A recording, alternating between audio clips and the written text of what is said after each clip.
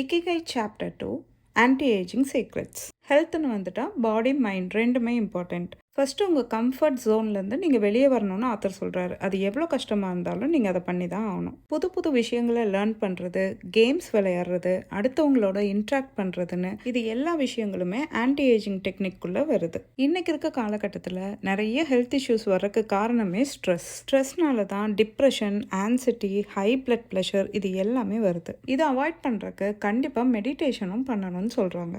இன்றைக்கி பல பேருக்கு பிரச்சனையாக இருக்க ஒபிசிட்டி, ஹைப்பர் டென்ஷன் இது எல்லாமே உட்காந்தே பார்க்குற வேலைனாலையும் வருதுன்னு சொல்கிறாங்க.